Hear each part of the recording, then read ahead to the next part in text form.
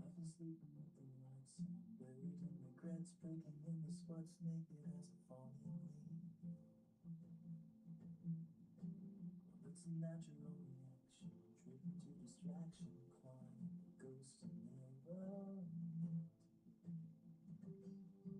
Oh, and I don't know where they go when they vanish in the cold.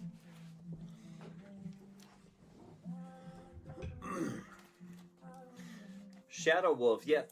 You are the first one here. You got in here before I did.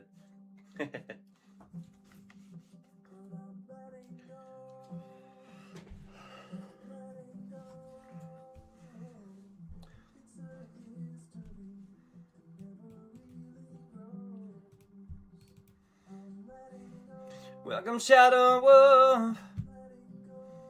Shadow Wolf.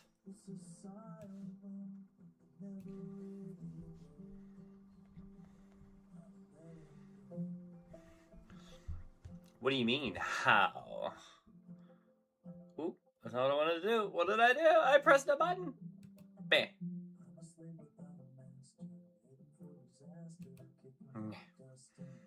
What are we playing today? Well, we're still playing Beacon Pines. We haven't finished it yet, so...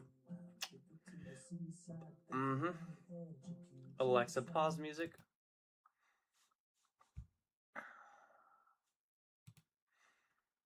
Yeah. Nice. Yeah, it is pretty nice, isn't it? Very nice. Nice. It's so nice.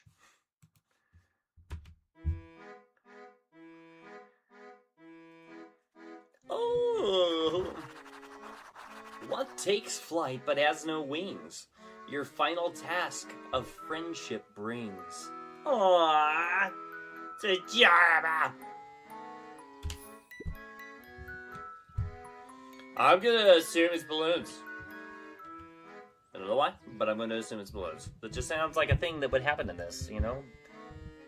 But it is. Ah! Hey. Hey. Did you find the comic book? Yep. And you got the corn dog. Yeah. Well then, I know it doesn't make up for what I said, but here, you've earned this. Rollo sheepishly handed Luca the balloons. I got balloons! I got balloons! It's not so bad! Flight. Ooh, I got a new picture! A new charm, I mean. Thanks. You didn't have to go to all this trouble. I'm sorry I got so mad. Dang it, you were supposed to let me apologize first. No, I don't think we can actually fly with them. I think it's more of just like the generalized term of like, you know, like fleeing or running away. Oh, sorry. Now you've apologized twice before me. Just let me do this. Luca, I'm really sorry. With everything that's happened, with your mom and all, I've always wanted to be there for you. Be a good friend, you know?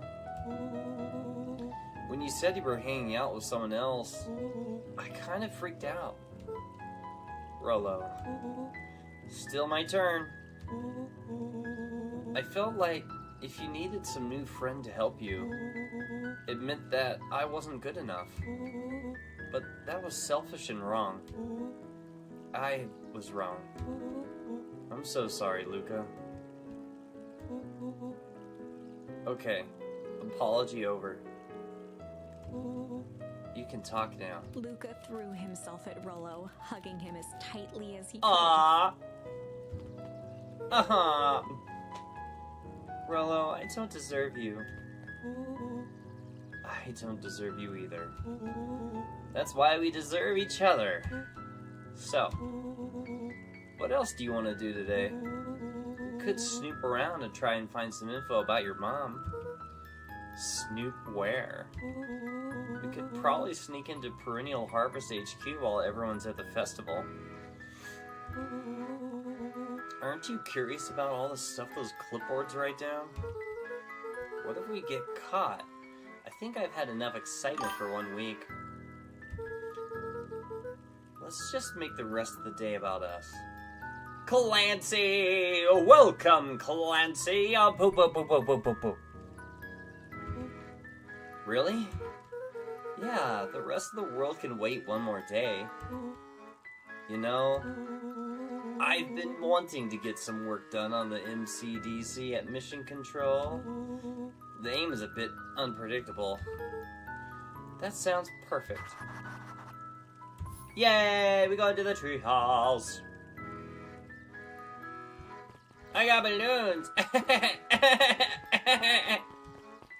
I don't know why I'm making that laugh. I shouldn't do that. It's kind of creepy, bro. It's probably creepy. Go away, clipboard. I don't want to talk to you. These balloons are everywhere. Nobody stop me. Nobody stop me. Nobody stop me. Nobody stop me. Yes! Nobody stopped me. We did it. Oh, I almost forgot. I ran into your gran this morning.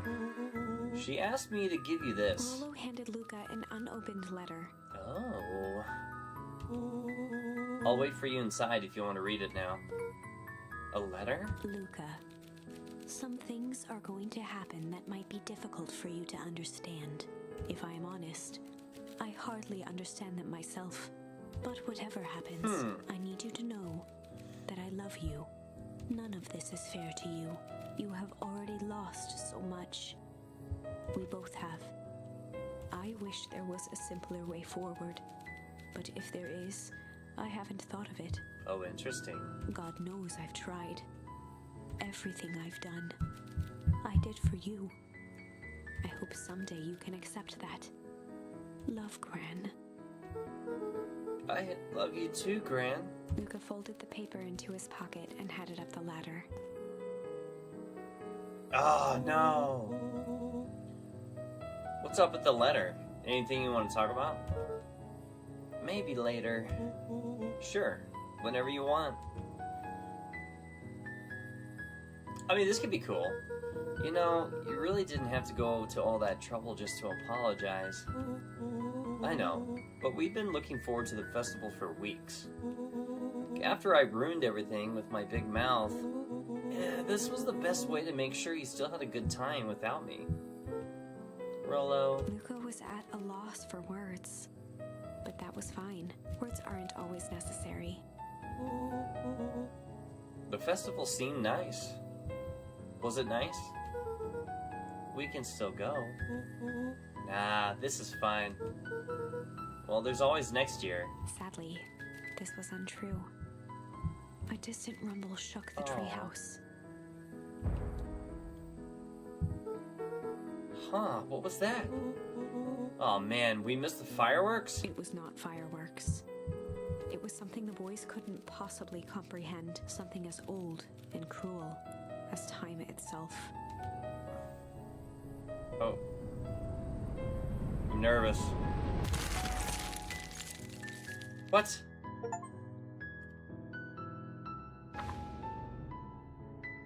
A shockwave of cold tore through the room. Oh. A bitter, unfathomable chill. Oh. Before they could react, it encased them in ice.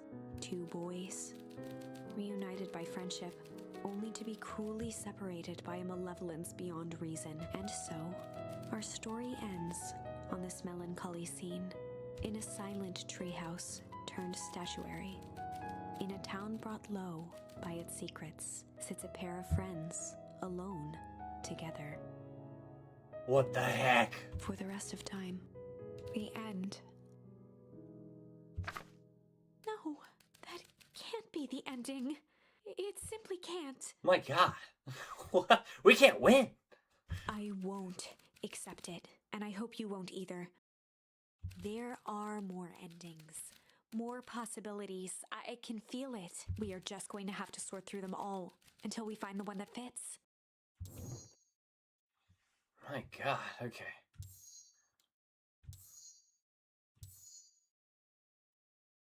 I kind of feel like... Let's redo this one. You know what? I decided to run. Luca drew himself up and decided to take the only option they had left. Flight. Heck yeah. He squinted down the barrel of the mission control defense cannon, aiming it through an opening in the dense tree branches.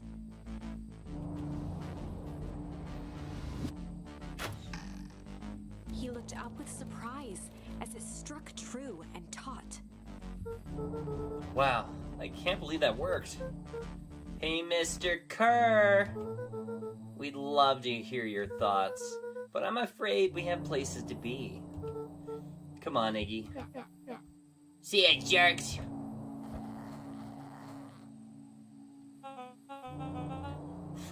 Fine. We know where that leads them. We know where that leads them. This way, we'll take the tunnels. Luca and Iggy winced as they sprinted through the thicket.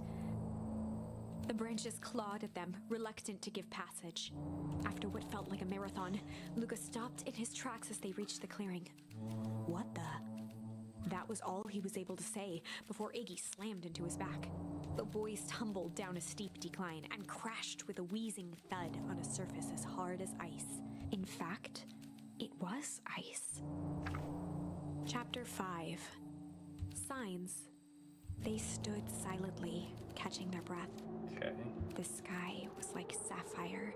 With each breath, a plume of steam escaped from Luca's lungs. Let's keep moving. Luca pulled Iggy to his feet as they gazed across a snowy terrain. That's actually pretty badass. Uh-huh. I think we lost them. Are we up in the mountains? I don't think so. If anything, we went downhill. Then what's up with all Winter Wonderland? All I know is there's no going back the way we came. Let's see if we can get our bearings. Follow me.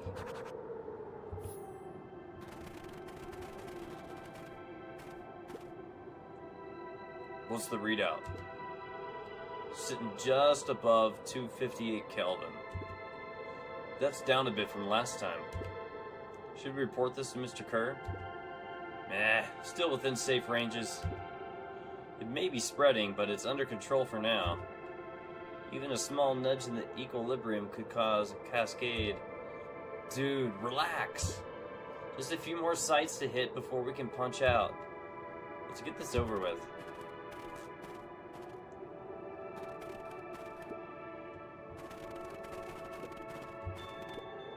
What's all this?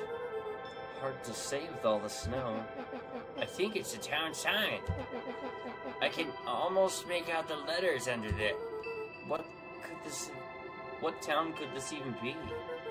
There could be another town this deep into the wood. I'm looking at evidence to the contrary. Let's figure out what we're dealing with here. Step 1, snow's gotta go. I'll see what I can do.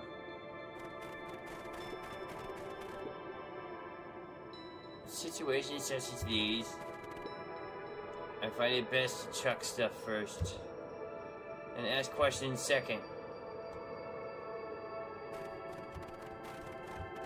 Okay.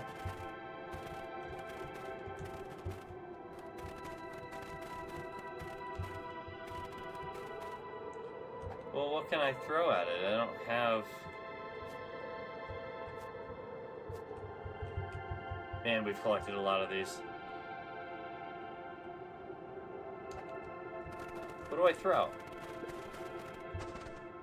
Ah. Oh my. The boys stared in disbelief at Oh! the sign that now clearly read, "Welcome to Beacon Pines." Oh my. This doesn't make any sense. We're in Beacon Pines? How is that possible? We ran away from town. How did we get back here? I guess we got turned around. Where did all this snow come from? Well, it's been colder than normal lately. There's a pretty big difference between sweater weather and this Arctic hellscape. The puddle we fought at before, it was cold too. Maybe all of it leads to one source. You think it's related? What the hell is going on? We're gonna get you some answers. Let's keep moving.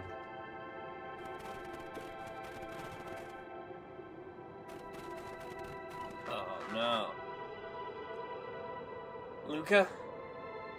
Luca, are you there? Luca had almost forgotten the walkie-talkie he was carrying. Oh man. Man. It's the Bozo Cur. I hope nothing bad has happened to you out there in those woods. Luca looked at Iggy with hesitation. No need to be rude. With a resigned sigh, Luca responded. It seems like the only dangerous thing in the woods is you. He speaks, the young man of the hour. Now, how in tarnation did you end up with one of our radios? Just lucky, I guess. Boy, howdy, you Van Horns are full of surprises, aren't you? You knew my parents? I never had the honor of meeting your father, but your mom sure was a handful. Luca winced, shoving the walkie-talkie back into his pocket. We gotta keep moving. The fencing glistened, each chain link encapsulated with a translucent layer of ice. Looks like the stuff they put up around Weepwood. The stuff who put up? I don't know.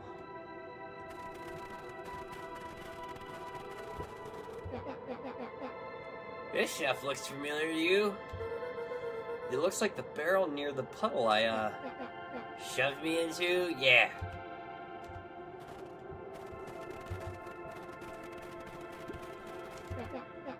It's all frozen. Looking down at the frozen stream, Luca could faintly see a school of minnows encased in the ice. Whatever happened here, it happened fast. The fish didn't even have time to run. Or, you know, swim, run.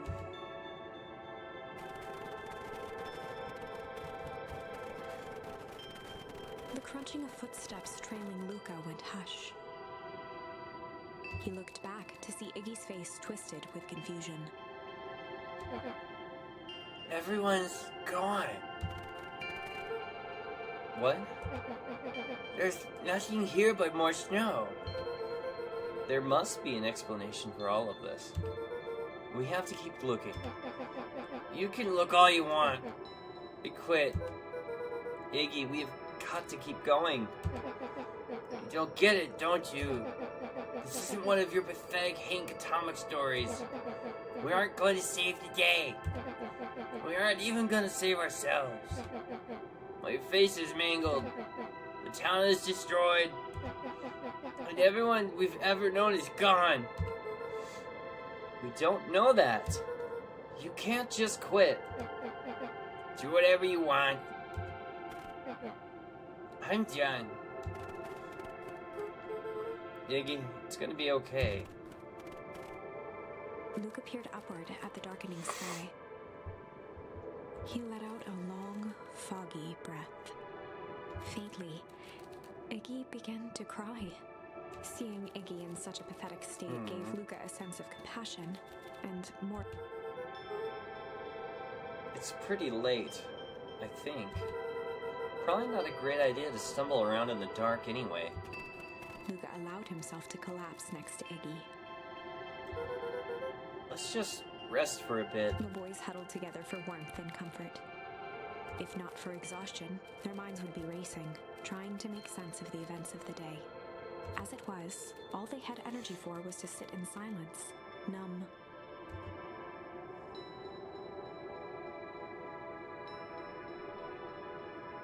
Wow.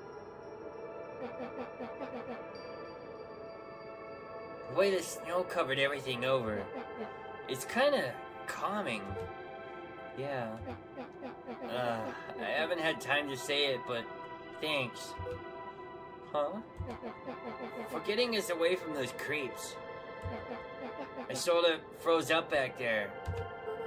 Iggy, I should be the one apologizing. This all happened because I lost my temper. Nah, that's bullhockey. Bull hockey. First of all, you didn't know what that gunk would do. Yeah, didn't, right? Of course not. And second, stop with this baloney about losing your temper. But I did lose my temper. Iggy motioned sarcastically to his half-deformed face. Obviously. But that's exactly what you should have done. Huh? I was being a horse's ass. You were supposed to be a horse's ass in response. That's how it works. Iggy, I'm gonna have a hard time following. You wanted me to fight you? Of course! Jeez, you goody-goody types take forever to understand this very basic point. Why would you go around saying cruel things trying to get into fights? Iggy shrugged. Yeah, it's something to do. You're an asshole because you're bored? Sometimes I just feel empty. You wouldn't understand. You and Rolo are always having a blast together. Laughing and calling that dinky little treehouse mission control. Iggy now wept openly. Perfect little Luca Van Orn. With his perfect little life. My life is not perfect. Everybody in town likes you. Not everybody. Hell, that new girl hasn't even unpacked yet, and if she already likes you. You have Tish. He wiped his nose with a sleeve. I love Tish. Tish is great. But she ain't exactly the world's greatest conversationalist, you know? Luca gave a warm chuckle. I get that impression. Iggy cleared his throat as he wiped his eyes. It must be raining out here. Definitely. Iggy arched into a wide yawn. We should probably try to get some sleep. Yeah. Let's lay low for now. Tomorrow we'll get to the bottom of all this. Began to slowly drift shut. Oh, Luca? Yeah? I always did want to see the inside of your dinky little treehouse. What do you think? Not bad. I'll give you the full tour when we get back. You know what? That's all Luca could whisper before succumbing to sleep. Iggy snuggled in some more. I don't think we should sleep here, guys. I think we should go back to my house, Luca's house. When it comes to worst days of my life, this one isn't half bad. And then they died. The house smelled of warm bread. Luca was playing with toy blocks on the living room rug. He looked up to see his parents on the couch. His mother held his father's head in her lap.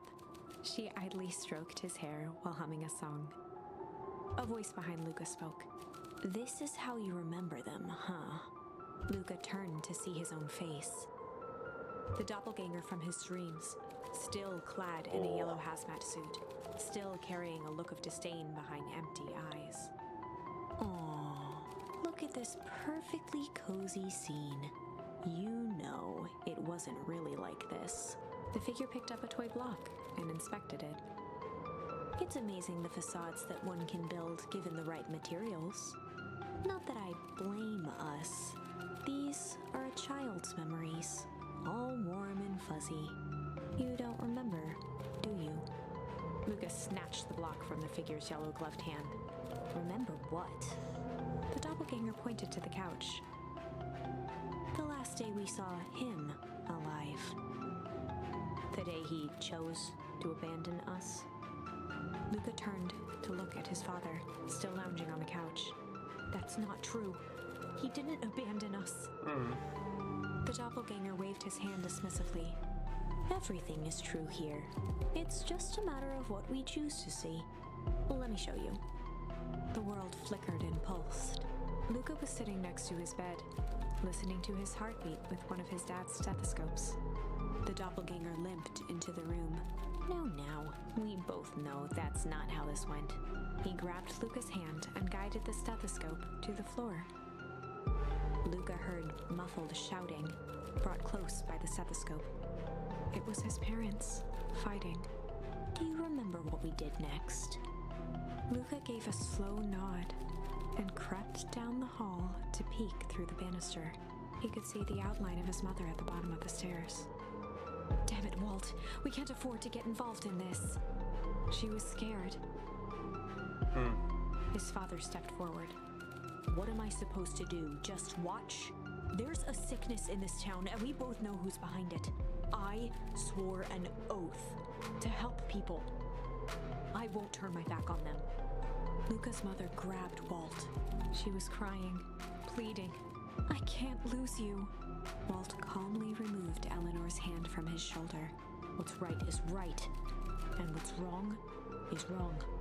I could never live with myself if I let Sharper get away with this. Eleanor raised her voice. Spare me your bullshit platitudes. What about our son? Luca flinched, dropping the stethoscope down the stairs. Walt turned with a panicked smile. Luca, is that you, buddy? With tears in his eyes, Luca descended the stairs. Mom? Dad? What's going on? Walt dropped to a knee to meet Luca eye to eye. Nothing, buckaroo. Your mom and I just got a little overexcited is all. Luca placed the stethoscope against his father's chest. His heart was racing. It sounded like you were going somewhere? Walt gently removed the device from Luca's ears. Listen to me, Luca. I have some business to take care of. I'll be back in time to tuck you in. Luca hugged his father tightly. Promise? Walt stood up and walked to the door. He glanced over his shoulder. I promise. With a wink and a grin, he put on his hat and strode out into the evening sun. A figure approached soundlessly from the foggy snowfall. It stood above them, lingering in contemplation. Slowly raising one hand above Iggy, it snapped out 2 brisk raps on his head. From a deep slumber, Iggy sprang up defensively. Get your hands off me! Whether it was the calming presence or the recognition that he was not in danger, Iggy felt his clenched fists lower. Just what do you think you're doing? Luca looked up, gradually remembering his whereabouts. The figure exhaled a cloud of warm vapor. You two certainly have caused a lot of commotion. What's that supposed to mean? Take it easy, Iggy. We were asleep minding our own business. You're the one running around knocking on people's heads. I'm sorry if I hurt you, Iggy. You didn't hurt nobody. Anybody. Huh? Oh, I see. You think you're better than me, you? When it came to complete strangers, Iggy had trouble cobbling together an insult. Big-headed, scarfy necks, furball. Okay. Let's lower the temperature a bit here. Interesting choice of words. I mean, let's all just calm down. Who are you? A friend. An observer. A hitchhiker on the infinite expanse of possibilities. Great. How about a name? If you must call me something, you can call me Nat. Iggy huffed with gratification. How about you make like a gnat and buzz off? Very well. Nat began to turn away indifferently. Wait! Do you live here? He might say that. So you know where we are? He might also say that. Look, pal, we just want to find a safe way out of here. You gonna help us or not? Before knowing how to leave, one must know where they are. Alright, that does it. Look, I don't know about you, but I'm getting out of here one way or another. Iggy turned sharply and began to stomp off. Enough with the riddles. Iggy, wait up. Realizing he'd worn their patience then, Nat relented. Very well, I suppose this isn't the time for metaphors. I'll show you how to get back home. Luca and Iggy turned around with hope in their eyes. Come here. Nat took a deep breath in. Close your eyes. Nat exhaled slowly, then snapped his fingers. Okay, open them. For a brief moment, Luca and Iggy let themselves believe that some great magic was about to unfold, until they opened their eyes and found themselves in the exact same place, cold and disheartened. This is your home. This is Beacon Pines. Look, Nat, we don't know how we got here. Maybe we stumbled through some time travel gate in Wheatwood. Or we teleported to some alternate universe. Or this is all just some cruel experiment by Kerr and his goons. But this is not our home. You're inching closer to the truth. Alas, the reality is much less fanciful. Just give it to us straight. So be it. As I said, this is Beacon Pines. The original, true Beacon Pines.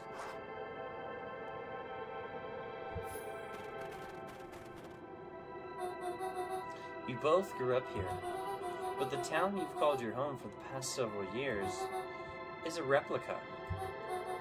A remarkable achievement of engineering, to be fair, but a replica nonetheless. That's impossible. It's too much work. You'd need a whole town to replicate a whole town. Indeed, to pull off such a feat would require immense labor power. That which could be moved would be moved. That which could not would require a precise duplicate. We would have noticed. Someone would have noticed. You'd think so, unless the auditing was impeccable. A mind-numbing attention to detail. As for the innumerable trivialities which complete the tapestry, well, You can leave that to this miraculous thing we call a brain. It has a real aversion to discontinuity, a revulsion, even. Discontinuity. The brain has a wonderful way of smoothing out the rough edges, keeping us sane. So you're saying that someone made an entire new town and moved us all and no one noticed? Precisely. But why? Why is the one question that can never be answered with certainty. The best one can do is to uncover. Nat narrowed his eyes, furrowed his brow, and uttered, The source. Why'd you say the source like that? Why indeed? Luca began to laugh uncomfortably. It's all ridiculous.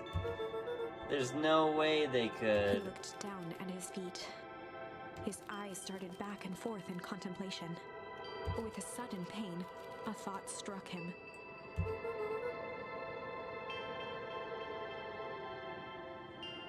If this really is home, He sprinted off into the pale distance. As Iggy turned to follow, Nat called out, Iggy, it's not too late to turn back. Simply head west through the wheatwood.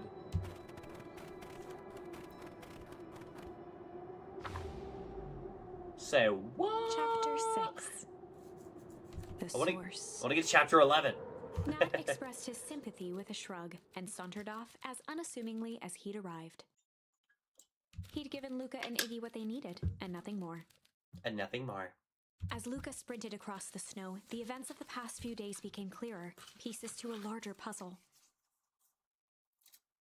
Roloff said he was underground somewhere, captured. Mr. Kerr tried to cover it up with lies. The clipboards were hell-bent on capturing Iggy. It all seemed to point to perennial harvest. But right now, there was one thing that Luca needed to know. Aww. Luca stopped dead in his tracks.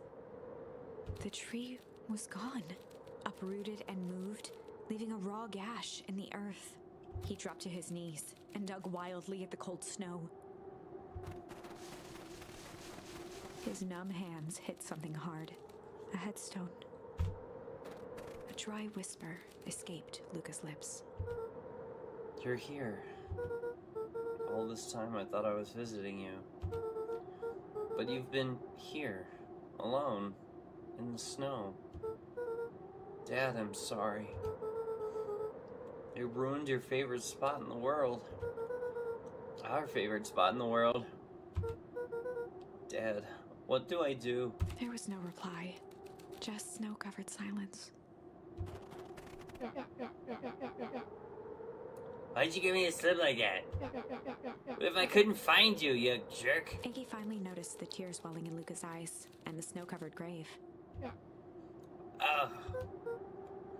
Iggy, they stole his tree, Iggy.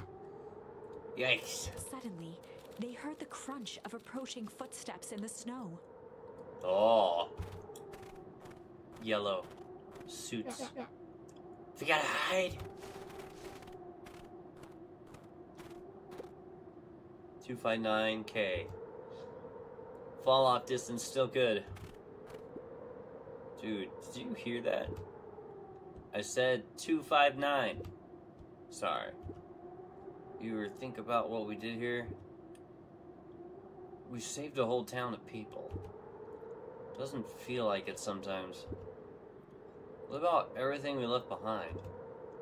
That's the grave of someone with a family. The people who love them will never know the truth. The truth is overrated. He bent down to scoop up a snowball and lobbed it playfully. Hey! Don't be such a downer, dude. We took this job to change the world. Yeah. Come on. It's almost lunchtime. What the heck? Why is he walking out of the... Weirdo. Nice. Glad someone else called it. Sure thought I was a jerk. These dinguses are the ones here literally dancing on graves. Luca stuttered through heaving sobs. I thought I was visiting him. I thought he was with me. Not gonna lie, it's a bad break. Here's some advice. Iggy gave Luca a solid smack on the back of his head. Hey! Who's in here just helping? What? Sitting here in the snow crying like some pushover. Who you helping? Iggy, look. What they did, they lied to everyone. Blah, blah, blah. Luke Van Horn, you're a lot of things, but you ain't no pushover. What did I tell you before? When some jerks come at you acting like horses' ass.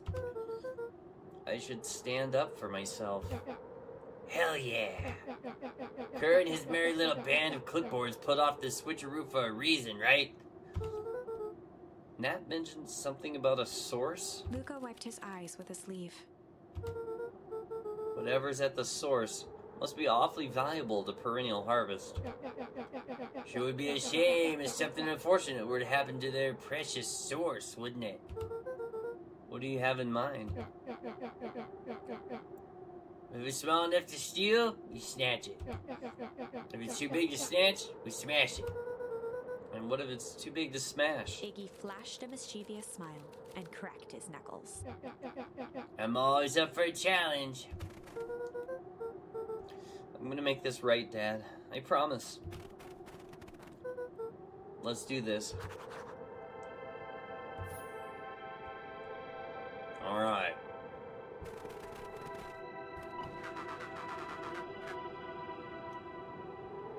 It can get awfully cold out there in those woods, Luca. Probably best you two stay put and conserve your energy. Help's on the way. Where's Rollo? Where's my mom? Did you kill her? Oh, heavens no. Do I seem like a killer to you? Iggy and Luca shared a skeptical look. Well, do I? Ah, shucks. No, that hurts my feelings. Screw that guy.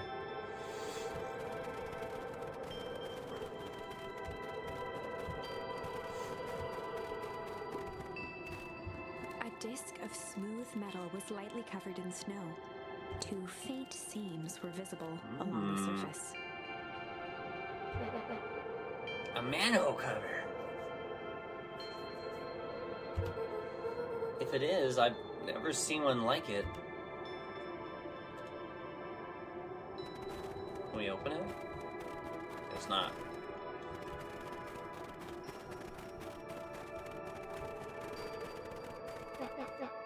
Wait a minute.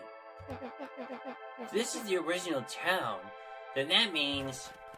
Iggy darted behind a large pine and began digging furiously. He emerged holding a shoebox with a crude skull painted on its lid. What's that? Long story. Saw a few years back. I came into possession of some premium grade fireworks. Not the whoopee firecracker stuff the kids. We give kids the good stuff. So why'd you bury it under a tree? That's the long part of the story. You and Rollo were doing chores at Rollo's chicken coop. And you guys picked me off for some reason or another. Luca rolled his eyes with realization. No, you didn't. Iggy stifled a chuckle. Yep. I just wanted to give you guys a little scare, but like I said, these were some primo fireworks. So I might have underestimated things.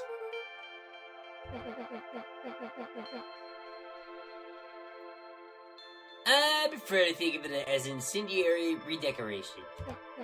Sorry, but you should have seen the looks on your faces. Rollo got grounded for months. Which is why I needed to stash the evidence and lay low. So I buried him under that tree. But when I came back for him later, they were gone. figured some grown-up found him and tossed him. Iggy triumphantly raised the shoebox. Turns out, it wasn't the fireworks that got moved. It was us. Unbelievable.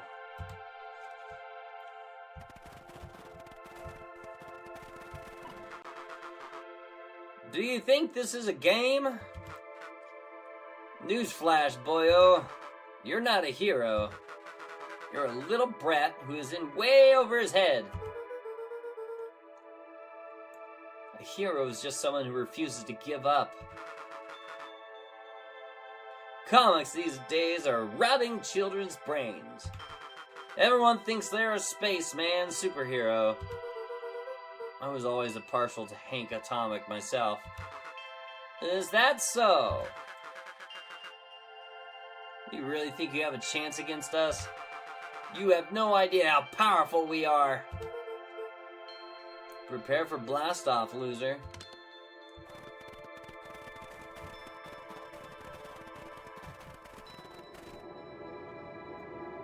Wah-ha.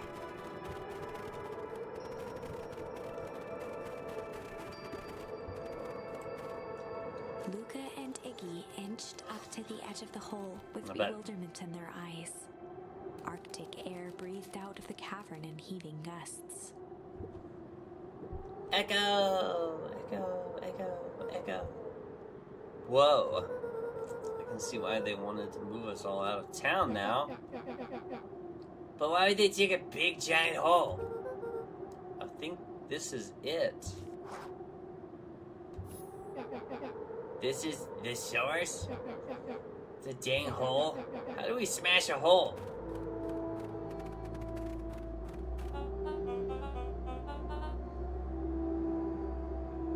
Oh, it's much more than that, my annoying little friend. Kerr. Where's Rollo?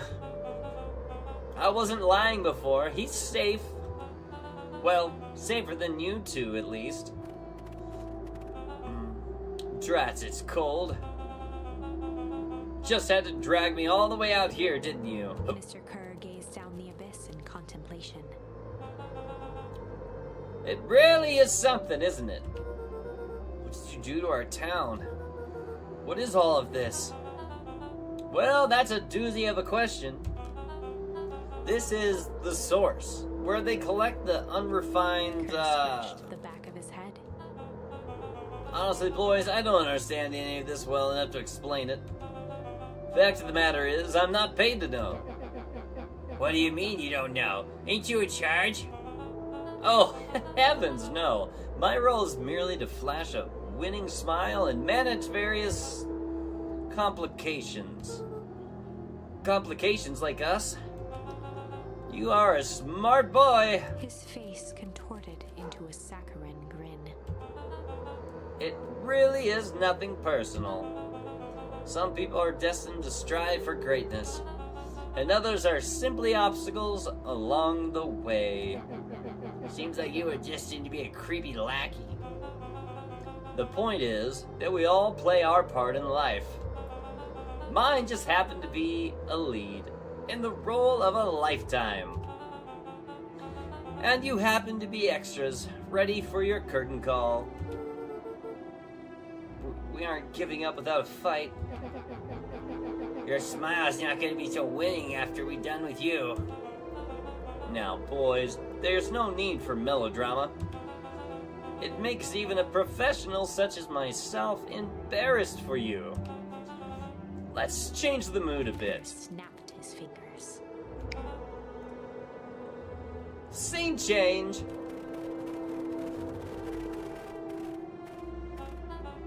There, that's better. Deal with them. Iggy turned to Luca with a sly glance.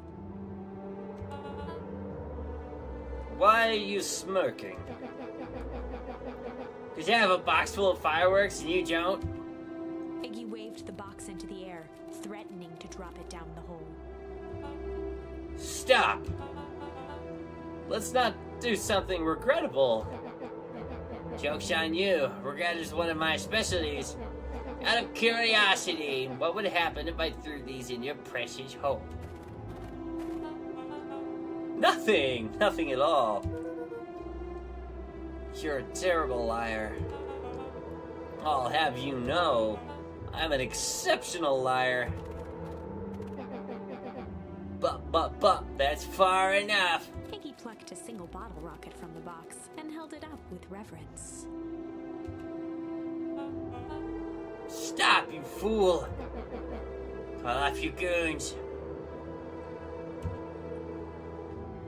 After a long pause, Mr. Kerr flung up his hand with frustration. Very well. You can all head back for the night. It's been a long day. I'll handle these two from here. Mr. Kerr sighed into the frigid air. It's just us now, Iggy. You can put that down. What? Like this? With a nonchalant flick, Iggy tossed the firework into the hole.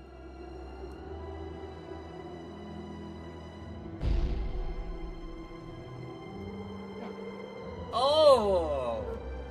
Whoa. With a growl, Kerr leapt at Iggy, crashing through Luca. Oh my gosh! Iggy tried to twist away, but in the struggle they both tumbled over the side. Luca dove forward, bracing Iggy's hand just before it slipped. I got His you. grip was made precarious by the What? cold, wet snow. He could see Kerr further down, clinging to Iggy's coat. You reckless child! What have you done?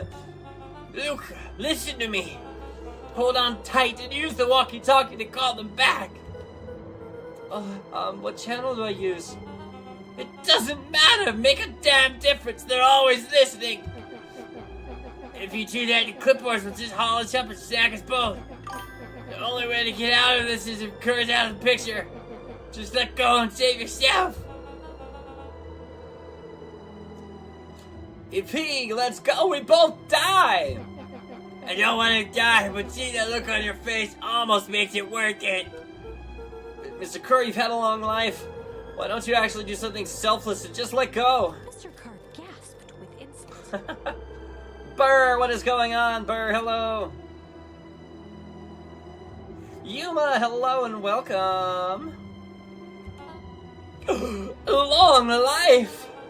I'll have you know I can still play 25.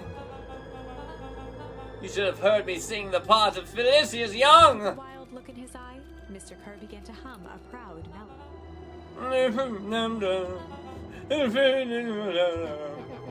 Wow, can you believe this guy? Luca's hand began to cramp. His voice began to crack. Kerr, just let go. No, can do. If you want to save your friend, you'll have to save me too. Look at me. It's okay. Luca felt Iggy loosen his grasp. You aren't gonna kill your friend like that, are you? Every muscle in Luca's body burned. I'm not his friend. Yes, you are.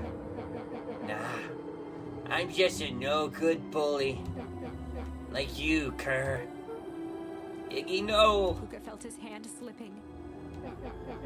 And I told you what you need to do with bullies.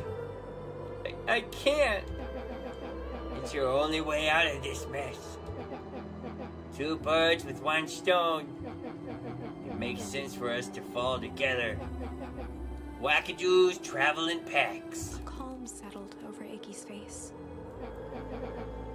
Luca, let me do this. Iggy's voice was colder than the bitter air billowing from the chasm. Let me do the right thing for once.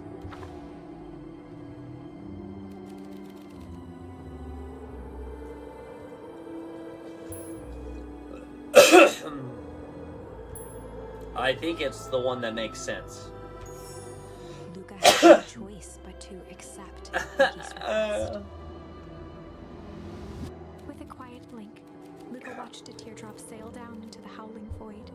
As his fingers slowly gave up, he met eyes with Iggy. Good.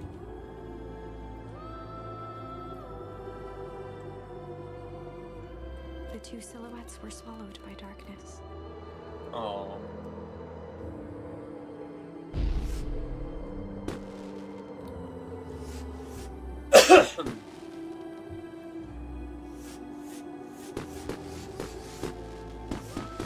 Thank you, Yuma.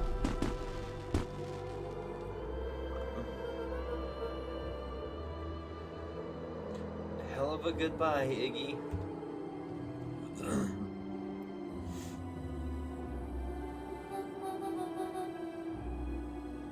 Luca, you should really step back. What? Quickly. Oh. Curious. Ah, but of course. Those fireworks of Iggy's must have been just the right amount of energy. We should get out of here before perennial harvest arrives. Not until you tell me what just happened.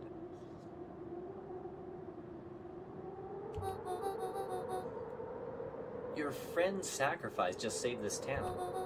For a little while, anyway. How? Tempus liquimine is a peculiar substance. It can change the relationship between matter and time itself. But doing so requires unfathomable energy.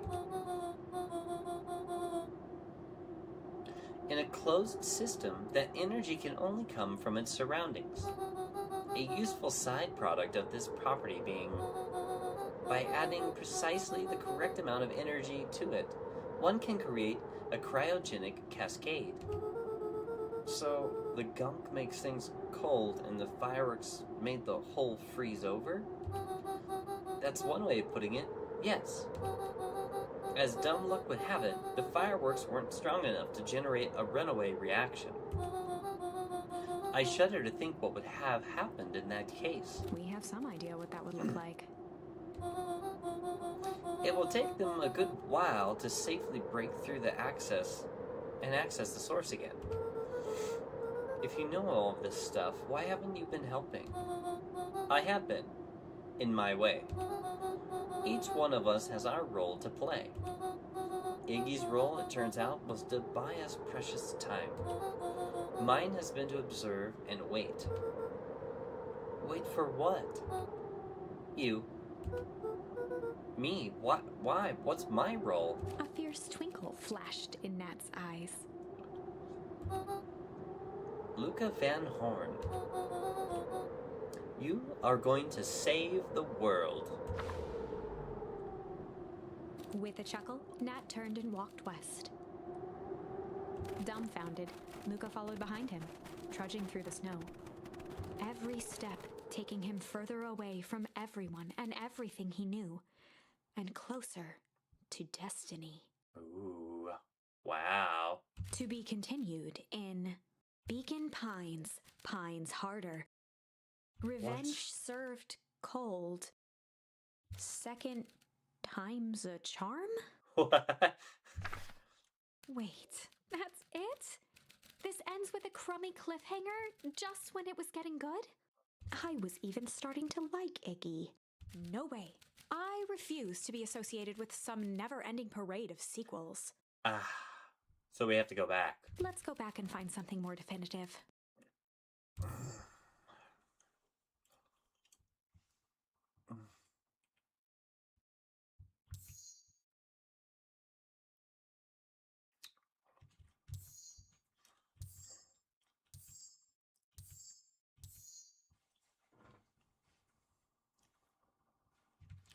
Okay, well, this is the only one that we can even try again.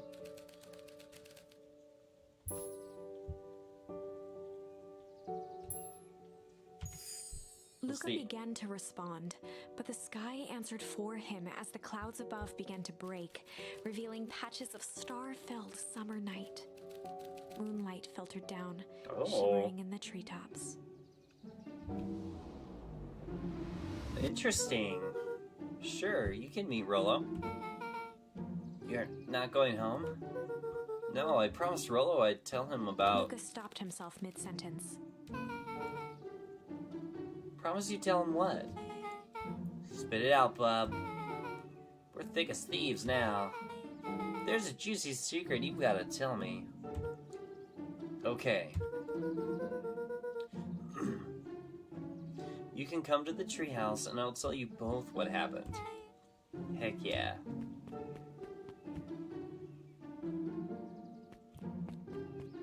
Lucas saw Beck skulking by the gate.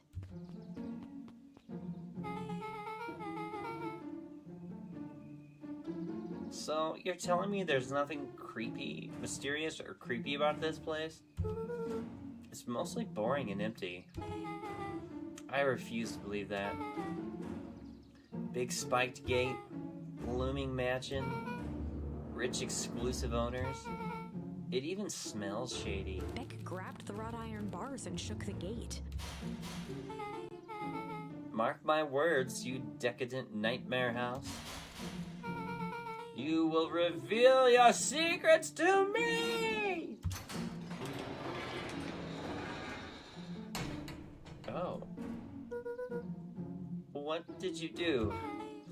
First of all, I told you so. Second, hide!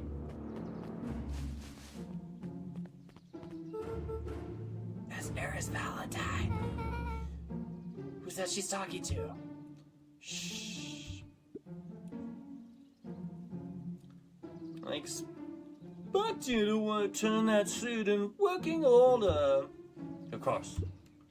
As long as everything proceeds as planned, there's nothing to worry about. The only thing I'm worried about is what's rightfully mine. That means making some unsavory alliances, so be it. I couldn't agree more. There comes a time to suspend hostilities. I'll deal with our common threat. Now this is what I'm talking about. Beck's voice was an excited whisper. Proper shady stuff. Someone in a suit like that tried to grab me yesterday. Seriously? Shh.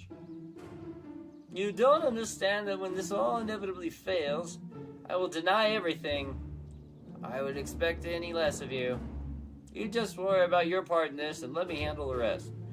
I can't wait to see the look on that Rube Vaquer's face. Yes, the truth will come to light. I'm still surprised you're so comfortable with the potential collateral damage. If there's one thing I've learned, it's that change is painful. Wow, I was expecting shady, but that's just flat out supervillain talk. If you don't mind me asking, why?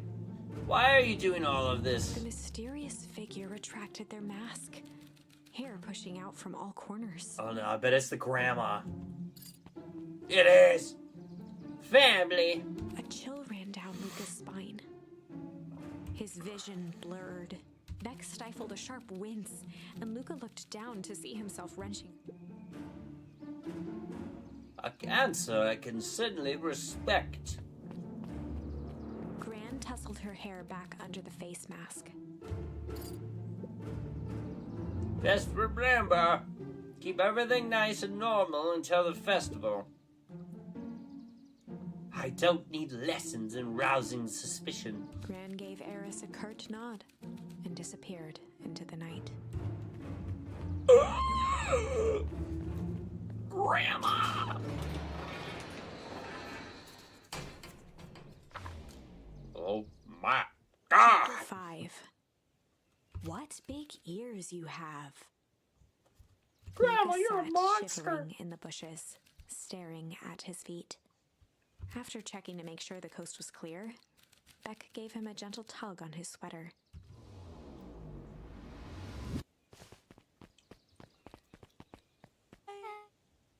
What's wrong? You look like you've seen a ghost. Why are you so scared of that old lady in the hazmat suit? That was my gran. That was your gran? Yeah. Okay, well, I'm sure there is a perfectly reasonable explanation for all of this. Let's just get to the treehouse and figure things out there. Lead the way. Dang.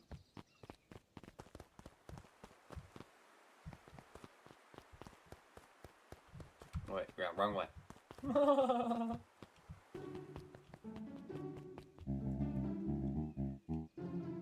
For the last time, there's nothing to worry about. Of course, we're not worried. The clipboard finished writing with a scratchy flourish and looked up. Just dotting our I's and crossing our T's. Well, maybe try minding your P's and Q's. Mr. Nuncreed, arms crossed over his paunch, gave an exhausted sigh. If there's anything else you need knowing, you'll know it. Absolutely. If you'll just sign here acknowledging everything is accurate, we'll be out of your hair in a flash. Oh, for the love of... He snatched the pad and scribbled his name so hard the pen nearly snapped.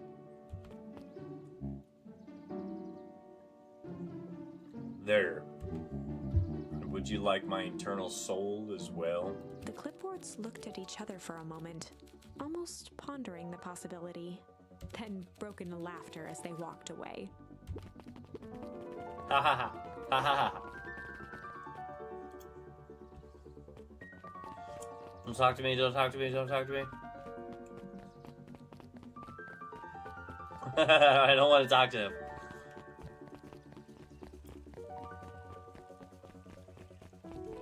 Don't talk to us. Oh, come on, don't talk to me. Okay. Hope they don't talk to us either.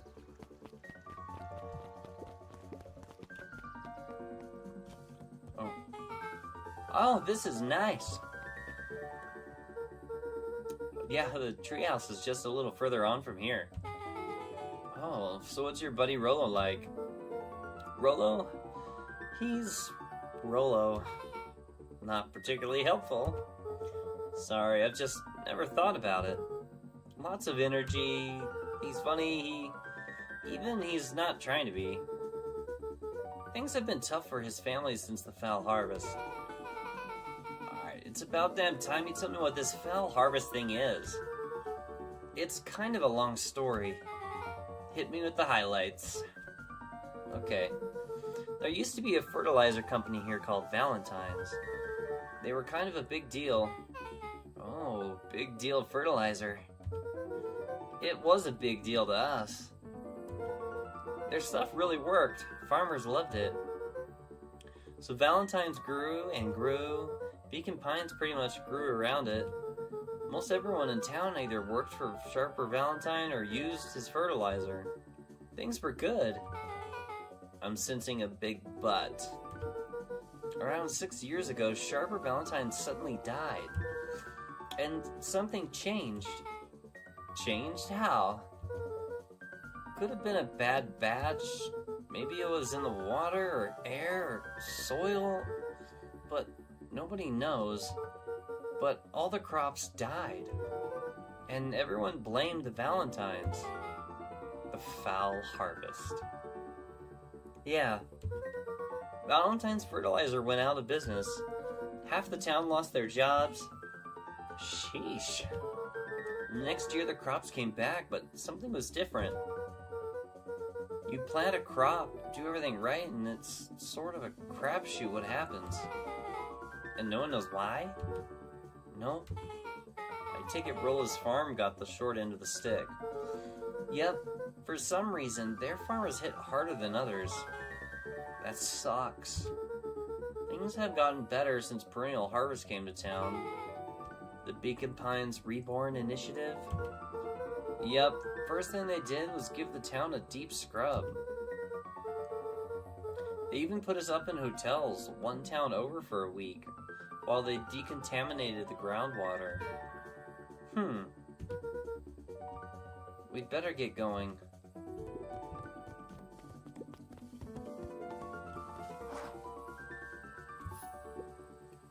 It's about time. It's about time to give up and go home. I was about to give up and go home. Who's the new kid? Name's Beck. You must be Rolo. I see my reputation precedes me.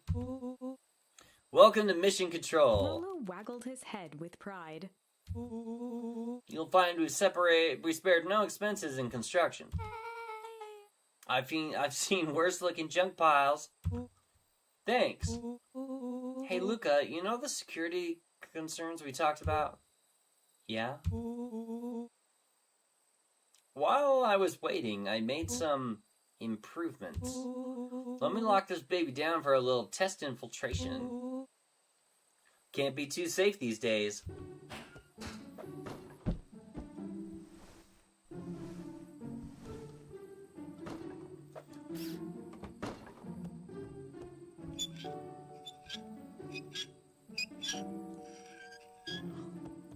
Cute.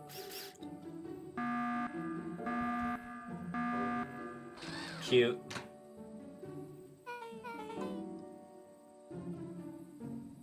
He goes all out, doesn't he?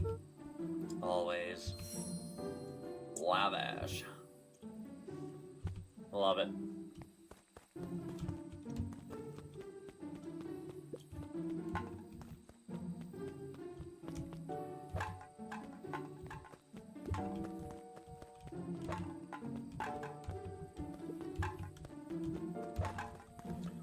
What am I supposed to do with this?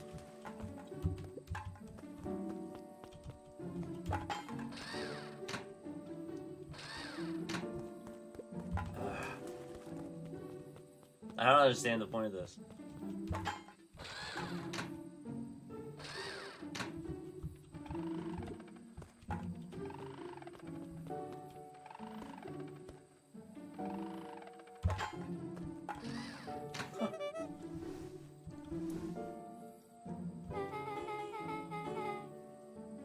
Where'd you guys get all this junk in the first place? There's a guy in town named Yoff who trades us junk for snacks. Junk food for junk. Nice.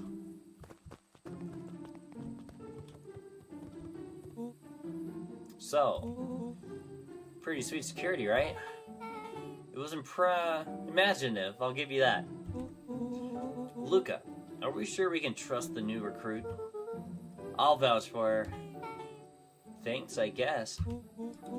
Okay, Luca, you promised to fill me in about the Valentine warehouse. Luca sucked in a long breath. So, like I said, there was someone there. What were they doing? I don't know, but the place was lit up and active. Maybe they were squatters. I don't think so. It seemed more organized.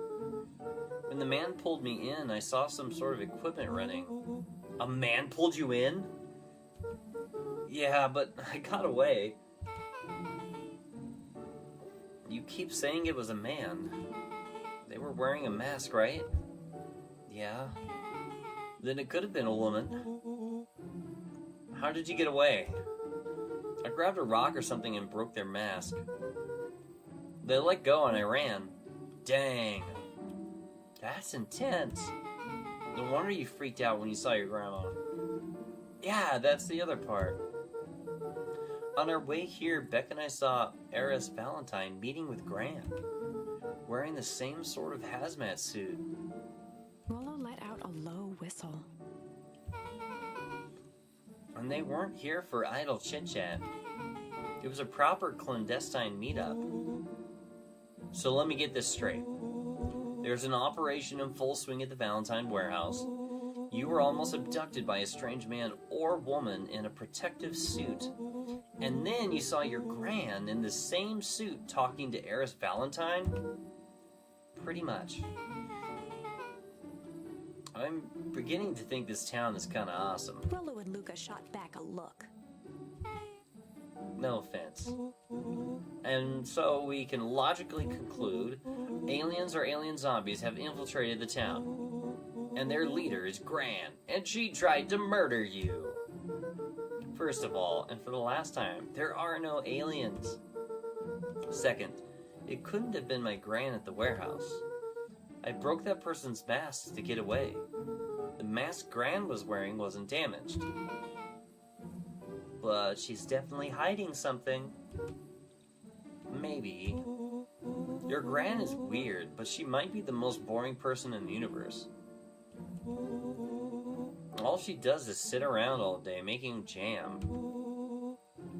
What could she possibly have to hide? I don't know. We haven't talked much since she moved in. Moved in? Your Gran isn't from here?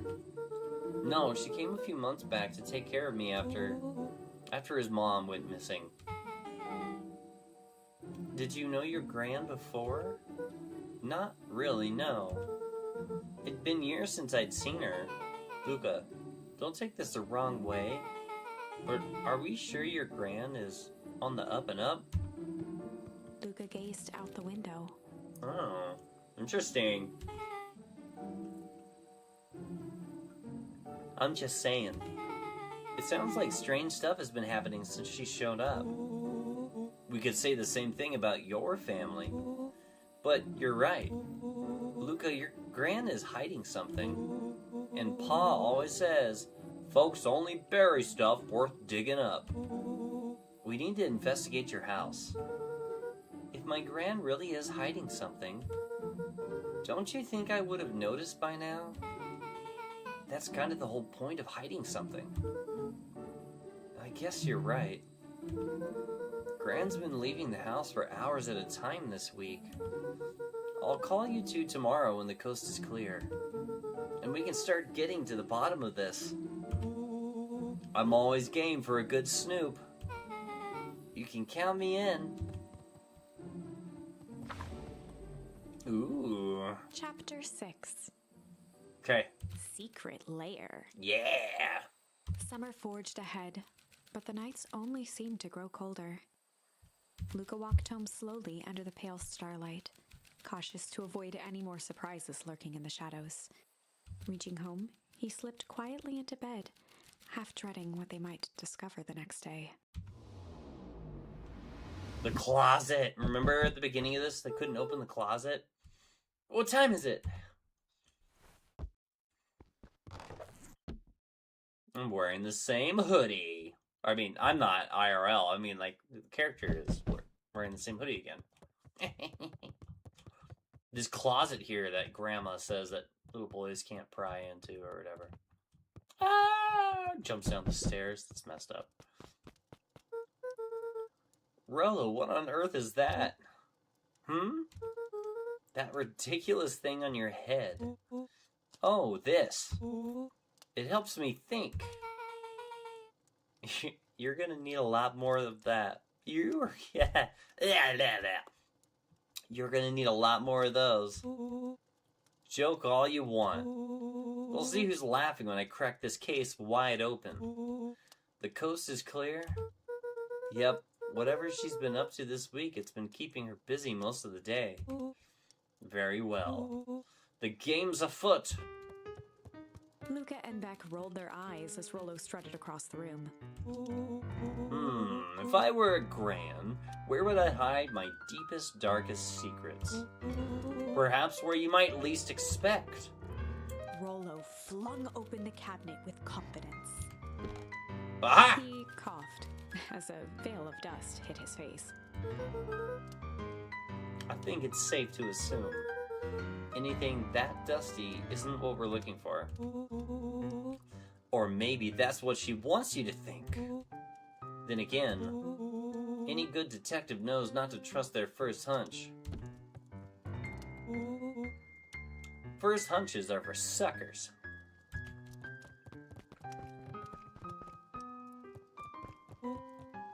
Eureka! She's lit a fire in order to burn the evidence. She keeps that fire going every day, Rollo. Drat. It may already be too late. Just think of the mounds of documents lost to ash! Okay, I'm gonna stop you right there. Can we just think for a moment? Luca, is there anywhere Gran doesn't want you to go? Yeah. The closet upstairs. so maybe it stands to reason that we should check there first? No dice. It's locked. Well, well, well. Look who stands to reason now. And I have no idea where the key is. If it really is important, then she probably keeps it with her. Anywhere else? She has her berry bushes. Who has ever thought, I'm going to take this important thing and huck it in the bush? True. Anything else? Maybe something out of the ordinary? Well, she is always worried I'll break her fancy dishware in the kitchen. But it doesn't matter anyway. I can't reach the latch. A look of realization crept onto Luca's face. All three kids snapped to glance at each other, then sprinted and turned toward the kitchen.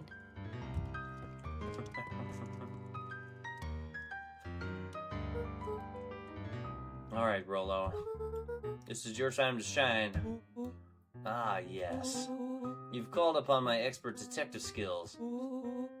And now I shall proceed with... Before he could finish, Luca scrambled up Rollo's back.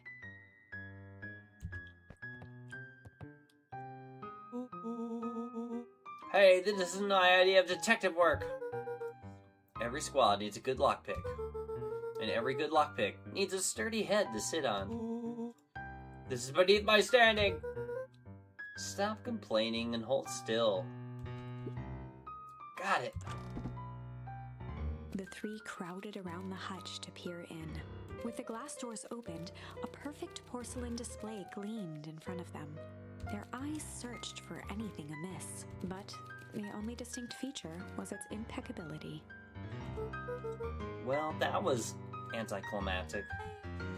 Yeah, I don't really know what we were expecting. Like, oh hey, let me just wank on this random teacup and... As Beck pulled on one of the teacups, it slanted forward with a hollow click. The entire hutch began to rustle and slide under its own power. Oh. Seems like your gran has been doing some remodeling.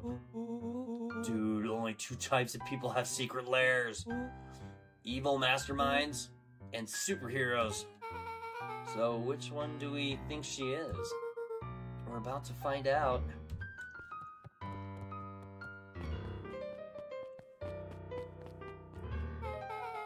Okay, so more of an unhinged conspiracist vibe? Oh, wow! Yeah, this cannot be good. We need to look around before jumping to conclusions.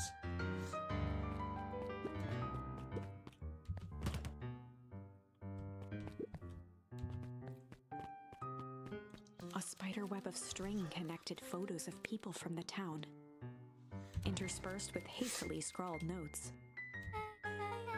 Well, she sure has kept herself busy. Is your gran a serial killer? Because I'm starting to get a vibe.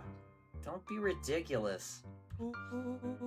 Sure, she's just tracking the movements of everybody in town. Out of the kindness of her heart. She put little symbols by some of them. Yeah, Mr. Nuncreed has a check mark. The clipboards are all inside a big circle. My mom's are both on here. Both with question marks. Gus Valentine has a question mark? Eris has a question mark that's been crossed out. Oh, Mr. Kerr has a bullseye. The killer has chosen her next victim. We don't know what any of this means. Whatever it means, it's probably not good. Luca jostled each cabinet drawer in turn. Only one was unlocked. He fingered through the filing cabinet, pausing at a bulging folder labeled Walter. For a long moment, he just stared at it. What do we got here? There. It's my dad. Looks like some of his old medical files. Your dad was a doctor? Luca nodded and caressed the label with his thumb. Well, are you gonna read it? Here, let me help. Rollo Rollo swiped the folder from the drawer and began leafing through the pages. He whistled to himself, barely looking at the text.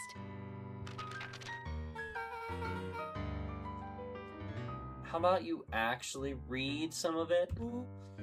One sec. Dense documents such as this are a lot like a cheeseburger. It's best to skip straight to the middle. That's where all the meaty bits live. Wow, I had no idea we were in the presence of the preeminent scholar in dense documents. And cheeseburgers. By all means, proceed. He stopped at a page and mimed, holding up a monocle. Ah, here we are. Follow-up examination of Terrence Wilby. Patient shows further signs of paleness and malaise. Body temperature continues to drop. He now describes soreness of muscles and joints, similar to the symptoms exhibited by Mrs. Wallaby just a few days past. Still waiting on lab results from Joseph. Rollo looked up with heightened surprise. See? Creepy. Yeah, that's kind of disturbing. Who's Joseph? That's Mr. Nuncreed's name. Wait. Rollo's finger traced across the page. There's more scribble in the margins. Could it be contagious? Mr. Wilby claims the tap water at his house has been contaminated. Perhaps environmental? Lab results only raise more questions. It's like he came back to this report later and made those notes. So it might be related to something else. Rollo scanned through several more pages. Here, the writing looks shaky. I just couldn't help her. This disease, or whatever it is, progresses so fast, and with his wife passing, Terrence's condition follows close behind.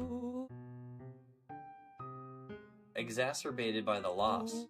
Enough is enough. I need to take matters into my own hands. Luca, staring blankly at the cabinet this whole time, spoke soft. What does it say next? Rollo rustled the folder, trying to loose more pages. That's where it ends. What? There has to be more. Luca frantically shoved the remaining cabinet folders, trying to find another labeled Walter. Luca, I think that's the only one. It's alphabetical, see? What did he mean? Enough is enough. How did he take matters into his own hands? This is bullshit. Luca slammed the drawer shut.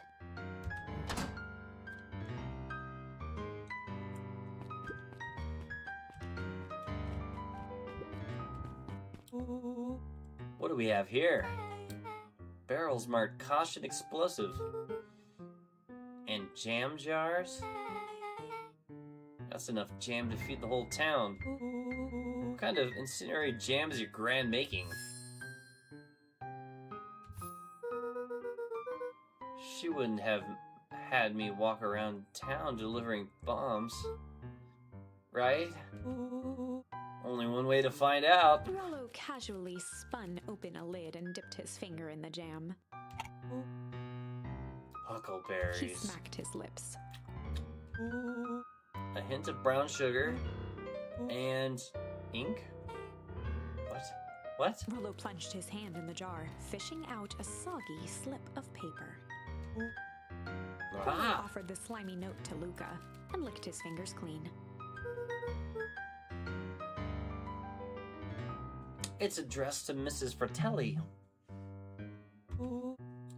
A grand jam-gram? It says, Last night I used the disguise Eris provided to scout the location. The timing window should be possible. Operation Sparks Plug is a go. Oh man, are they doing a heist?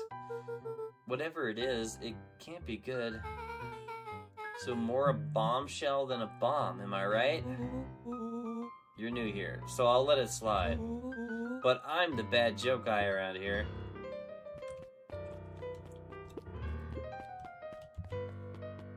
They crowded worn down old map of Beacon Pines. Cool, this looks like a treasure map. Not every old map is a treasure map, Rollo. Yeah, but every treasure map is an old map. Can't fault that logic. Look, there's even a pathway drawn on it. Oh, gotta stretch, yeah. It starts at the entrance to town. And if we follow it... Rollo carefully traced the path with his finger. It leads right He to... jabbed down at the end point. Town Square? That's the fountain in the middle of town. What a weird place to hide treasure. Rollo, that doesn't look like treasure to me. The end of the path on that map has the same symbol as those explosives over here. So it's not hiding treasure. A real bummer. Rollo, what's the thing you've been excited about for the past month? The festival. Ugh. Did you just say gulp? This feels like a gulp kind of situation. Everyone will be gathered near the center of town. She's gonna blow up the festival? Not if we stop her. What was that? Luca looked up from the map. What was what? No, I heard it too. That was the front door. Which means someone just shut the door. Which means someone's upstairs! Shh, quiet. Hit the lights. Beck flicked off the light, and they became statues in the dark. Wow.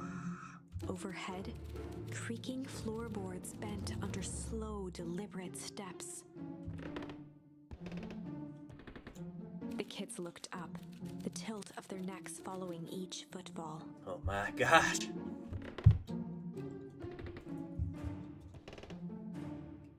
Then suddenly, it stopped.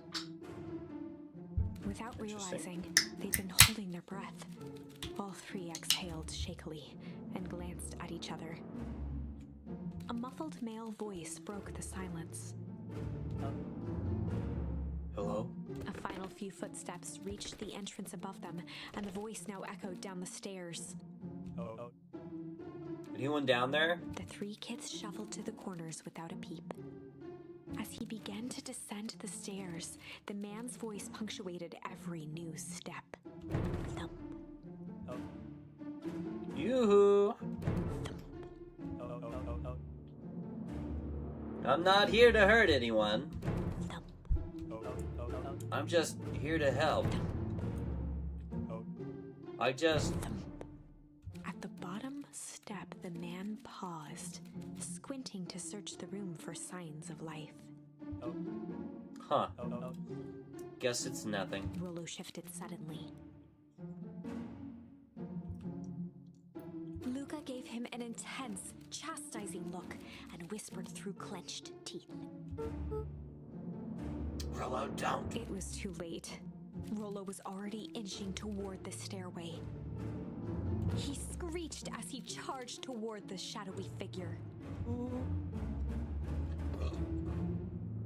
Flaming chicken coop! With all his weight, Rollo tackled the man to the ground. Rollo? Mysterious creepy man? Anyone there? From the dark corner, they saw something move. Well, I didn't know if I had it in me. But there was only one way to find out. Holy crap, Rollo, that was awesome. Wait, did you just kill the person? Luca scrambled to the hunched figure on the ground, pressing his fingers to the man's neck. Oh my He gosh. sighed with relief. You sure clobbered him good, Rollo. He's knocked out cold. As Beck flicked back on the light, Luca and Rollo both gasped in stereo. Mr. Tolliver? Chapter 7. Oh, we finally made it to Chapter 7! Yes! The Interrogation of Hiram Tolliver. Actually, this is probably a really good spot to stop. Alrighty, so we're going to stop here. thank you so much for hanging out and watching. We're gonna finish this up tomorrow. We only got like a couple chapters left, so this is good. We're making great progress. The story's getting really good, so I'm interested in seeing what's going to happen with this. But we'll see you all tomorrow. We're going to stop here for today. Please consider sharing, liking, and subscribing, and I will see you all really, really soon.